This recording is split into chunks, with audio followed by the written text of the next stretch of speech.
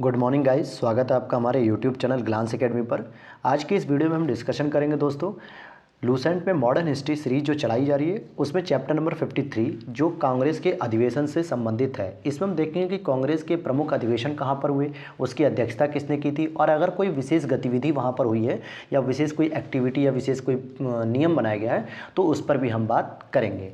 दोस्तों ये जो है कि आपके one day exams, C TET, social science, UP TET, super TET और साथ ही साथ स्टेट पीसीएस जो यूपी पीएससी, बीपीएससी, एमपीपीएससी, इन सभी एग्जाम्स के लिए बहुत ही इंपॉर्टेंट है। जल्दी हम इस पे लूसेंट की पॉलिटी और ज्योग्राफी सीरीज भी शुरू करने वाले हैं।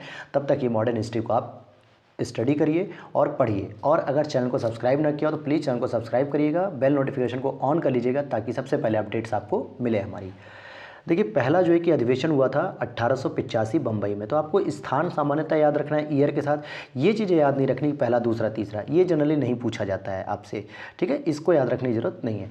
पहला बम्बई में हुआ था व्योमेश चंद्र बनर्जी की अध्यक्षता में और 72 प्रतिनिधियों ने भाग लिया था। पहला है तो इंपॉर्टेंट है, सारी चीज़ें याद होनी चाहिए। दूसरा 1886 कलकत्ता में दादा भाई नौरोजी की अध्यक्षता में हुआ था। तीसरा 1887 में बदरुद्दीन तैयब जी की अध्यक्षता में, और ये पहले मुस्लिम अध्यक्ष भी थे इसलिए ये इंपॉर्टेंट है। चौथा आपका इलाहाबाद में हुआ था 1888 में, जो जॉर्ज यूल जो कि पहले अंग्रेज अध्यक्ष थे, यह भी इंपॉर्टेंट है, पूछा जाता है कई बार। इसके बाद पूछा गया है आपसे जो देखिए कुछ इसमें इंपॉर्टेंट होंगे, हम उस पर ज़्यादा फोकस करेंगे। वहीं पांचवा जो है कि 1889 बम्बई में जो है कि सर विलियम वेडरबर्न, इनको भी जो है कि अध्यक्ष बनाया गया था और 1890 में सर फिरोज शाह मेहता ये अध्यक्ष थे यहाँ पर। और अगर हम बात करेंगे आठवां जो है कि 1892 इलाहाबाद, इसमें व्योमेश चंद्र बनर्जी इंपॉर्टेंट रोल प्ले करते हैं। वहीं नौवां 1893 में लाहौर में दादा भाई नौरोजी रहते हैं। तो ये जो है कि आपके इम्पॉर्टेंट है।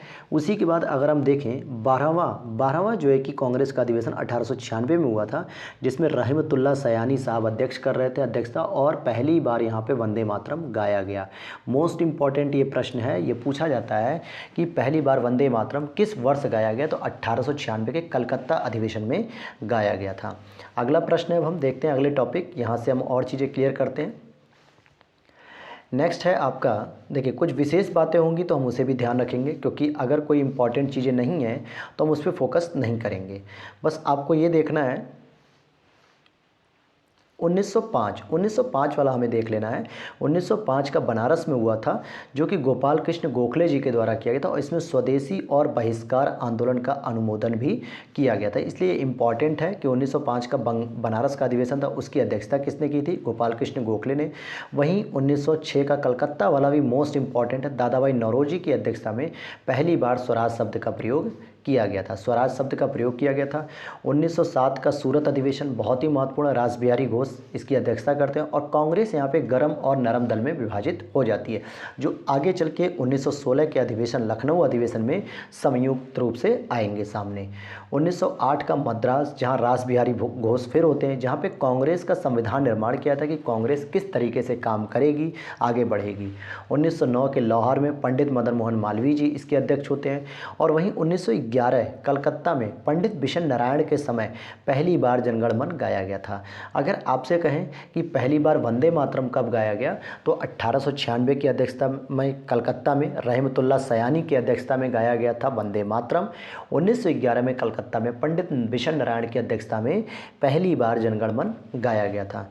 उसी तरीके से अगर हम बात करेंगे 1915 का बम्बई अधिवेशन, जिसमें सर सत्येंद्र प्रसन्न सिन्हा जो है कि सत्येंद्र सिन्हा, इन्होंने पार्टिसिपेट किया था, और लॉर्ड वेलिंगटन ने भी इसमें भाग लिया था। इसके बाद मोस्ट इंपॉर्टेंट आपसे पूछ लेता है ये 1916 का लखनऊ अधिवेशन, जिसकी अध्यक्षता अंबिका चरण मजूमदार ने की थी। यहाँ पर मुस्लिम लीग से भी समझौता कर लिया गया था। एक नेक्स्ट इंपॉर्टेंट है 1917 का कलकत्ता अधिवेशन, श्रीमती एनी बेसेंट यहाँ पे अध्यक्ष थी, जो पहली महिला, भारतीय महिला नहीं, किसी भी प्रकार की महिला, पहली महिला अध्यक्ष बनती हैं ये।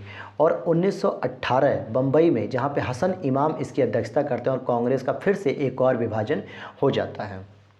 इसके बाद हम देखते हैं 1920 का इंपॉर्टेंट है कलकत्ता अधिवेशन, जहां लाला लाजपत राय अध्यक्षता करते हैं और कांग्रेस के कार्यकारिणी तरीके यानी संविधान में परिवर्तन करते हैं वो, कि भाई इस तरीके से काम नहीं चलेगा। 1922 का इंपॉर्टेंट है 1922 का गया अधिवेशन, जहां देशबंधु चित्तरंजन दास जी जो है कि अध्यक्षता कर रहे होते हैं। जब ये एक बिल लेकर आते हैं प्रस्ताव, और इस प्रस्ताव को मंजूर नहीं किया जाता है तो ये अध्यक्ष पद को छोड़ देते हैं, और 1923 में ही स्वराज पार्टी की स्थापना करते हैं मोतीलाल नेहरू जी के साथ मिलकर। वहीं 1923 में दिल्ली में अबुल कलाम आज़ाद जी पहली बार अध्यक्ष बनते हैं और जो सबसे युवा अध्यक्ष माने जाते हैं। तो ये पूछा जाता है कि अबुल कलाम आज़ाद जी जो सबसे पहले अध्यक्ष बने थे युवा तौर पे 1923 में बने थे। एकमात्र गांधी जी का 1924 का बेलगांव का अधिवेशन जो अध्यक्ष बने थे महात्मा गांधी। वहीं 1925 में कानपुर में अध्यक्षता की थी श्रीमती सरोजनी नायडू ने। ये भारतीय महिला थी, पहली भारतीय महिला थी। वहीं 1926 के गुवाहाटी में एस श्रीनिवास आयगर जो सदस्यों हेतु खादी वस्त्र को अनिवार्य कर दिया गया था। एक सबसे इम्पॉर्टेंट है इसके बाद 1927 में मद्रास में डॉक्टर M.A. अंसारी के अध्यक्षता में पूर्ण स्वाधीनता की मांग उठाई गई थी 1927 में, जो आगे चल के 1929 आएगा, इम्पॉर्टेंट होगा। 1929 का लाहौर अधिवेशन जहां पंडित जवाहरलाल नेहरू ने इसकी अध्यक्षता की और पूर्ण स्वराज की मांग की थी। और 1931 में कराची अधिवेशन होता है जिसकी अध्यक्षता सरदार वल्लभ भाई पटेल करते हैं और यहाँ पे मौलिक अधिकार का प्रस्ताव पारित किया गया। ये वही अधिवेशन है जहाँ पे गांधी और इरविन के बीच में जो समझौता हुआ था उसको मान्यता देने के लिए रखा गया था। आगे देख लेते हैं हम, इसको देख लेते हैं 1937 का फैजपुर अधिवेशन पंडित जवाहरलाल नेहरू की अध्यक्षता में था, जो गांव में आयोजित पहला कोई अधिवेशन था, क्योंकि सामान्यतः ये लोग शहरों और नगरों में ही करते थे। गांव के लोगों से जुड़ाव इनका कम था, गांव के लोगों से ज़्यादा जुड़ाव नहीं था, इसलिए लोग गांव में नहीं करते थे। 1938 का हरिपुरा अधिवेशन गुजरात में जो है सुभाष चंद्र बोस थे। 1939 का त्रिपुरी अधिवेशन सुभाष चंद्र बोस यहाँ पे अध्यक्ष थे, जिसमें इन्होंने पट्टाभी सीतारमैया को हराया।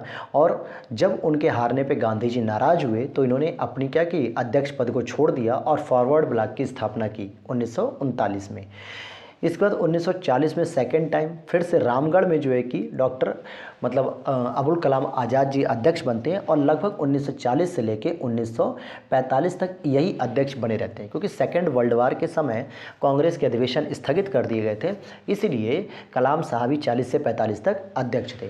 वहीं मेरठ में 1946 में जब हुआ अधिवेशन यूपी में तो आचार्य JB कृपलानी जी बने हुए थे, आज़ादी के समय अध्यक्ष थे ये। 1948 में जयपुर में पट्टाभी सीतारमैया थे और 1950 नासिक में पुरुषोत्तम दास टंडन जी जो है कि अध्यक्ष थे। इससे कुछ इंपॉर्टेंट फैक्ट अगर हम बताएं तो देखिए, अगर आप बात करेंगे 1907 के अधिवेशन की, पहले हम देख लेते हैं 1907 के इस अधिवेशन में 1906 के कलकत्ता अधिवेशन में पास कराए गए प्रस्तावों जिसमें स्वदेशी, बहिष्कार, राष्ट्रीय शिक्षा और स्वशासन को लेकर मतभेद हो गए। तो ये 4 पॉइंट ध्यान रखना है आपको, स्वदेशी, बहिष्कार, राष्ट्रीय शिक्षा और स्वशासन, इन 4 बिंदुओं पर चर्चा की गई थी 1907 के अधिवेशन में, जिसको लेकर मतभेद हो गया और कांग्रेस का विभाजन हो गया, नरम दल और गरम दल में बट गया। इस तरीके से 23वें अधिवेशन को पुनः फिर मद्रास में आयोजित किया गया। और ये जो विभाजन था ये कहाँ जाके होता है, ये आपका फिर 1916 में लखनऊ अधिवेशन में जो है कि आपका पुनः समायोजित होते हैं दोनों। आइए इसके बाद कुछ और महत्वपूर्ण बातें देख लेते हैं। इससे आपने अधिवेशन तो देख लिए, जो इम्पॉर्टेंट अधिवेशन है केवल उन्हीं का अध्ययन करना है। लूसेंट में तो लगभग मान के चलिए कि 55-56 अधिवेशन दिए हुए हैं, लेकिन उसमें से 15 से 20 अधिवेशन ही महत्वपूर्ण हैं, उनके अध्यक्ष, उनके वर्ष और उन दौरान कुछ हुए महत्वपूर्ण कार्यक्रम ही इम्पॉर्टेंट है, तो इसलिए केवल आपको बस उतना ही याद रखना है। पहली बार महिलाओं ने कांग्रेस में 1889 के बम्बई अधिवेशन में भाग लिया था और पहली महिला जिसने कांग्रेस अधिवेशन को संबोधित किया वो कादम्बनी गांगुली थी 1890 में। अध्यक्ष नहीं पूछ रहा है, केवल एक ऐसी महिला जिसने कांग्रेस के अधिवेशन को संबोधित किया। और कांग्रेस के अंग्रेज अध्यक्ष कौन कौन थे, तो सबसे पहले इलाहाबाद में जॉर्ज यूल बनते हैं 1888, फिर विलियम बेडनबर्न 1889 और इलाहाबाद में 1910 में, अल्फ्रेड वेब 1894 और हेनरी कॉटन बम्बई 1904 में। 1935 में कांग्रेस का कोई भी अधिवेशन नहीं हुआ, ये ईयर गैप चला गया। और डॉक्टर राजेंद्र प्रसाद 1947 ईस्वी में दिल्ली में हुए विशेष अधिवेशन के अध्यक्ष थे, विशेष अधिवेशन के। ठीक है दोस्तों, तो ये तो थे कांग्रेस के कुछ महत्वपूर्ण अधिवेशन जो आपसे प्रश्न पूछे जाते हैं। तो अब आप इसको तैयार कर लेंगे तो फिर आपका ये प्रश्न नहीं गलत होगा। तैयार करने का सबसे बेस्ट मेथड है कि आप कुछ इंपॉर्टेंट जो अधिवेशन है 8 से 10 उनको लिखिए और अपने स्टडी टेबल के सामने टांग दीजिए, उनके अध्यक्ष, उनके ईयर और उस दौरान कोई अगर इम्पॉर्टेंट कोई काम किया गया हो, कोई आदेश पारित किया गया हो, उसको लिख लीजिए ताकि आपके पेपर में ये चीज़ें गलत ना हो। चलिए तो मिलते हैं फिर इसके बाद हम लोग नेक्स्ट वीडियो में। और ध्यान दीजिए दोस्तों, अगर अभी तक आपने चैनल को सब्सक्राइब नहीं किया तो प्लीज़ चैनल को सब्सक्राइब कर लीजिए और बेल नोटिफिकेशन को ऑन कर लीजिए। वीडियो देखिए अच्छी लगे तो प्लीज़ लाइक करिएगा, हमें मोटिवेशन मिलता है ताकि हम आपके लिए और भी इसी तरीके से अच्छे अच्छे कंटेंट लेके आएँ। और आपको बता दूँ, सीटेट के लिए हिंदी MCQs भी हमारे चैनल पर चलाई जा रही है। और सिविल सर्विसेज में ऑप्शनल जो पॉलिटिकल साइंस पेपर होता है उसके लिए भी हम लोग मॉडल आंसर राइटिंग चला रहे हैं स्पेशली, तो आप उसको भी ज्वाइन कर सकते हैं अगर आप सिविल की तैयारी करते हैं तो। मिलते हैं नेक्स्ट वीडियो में। नमस्कार।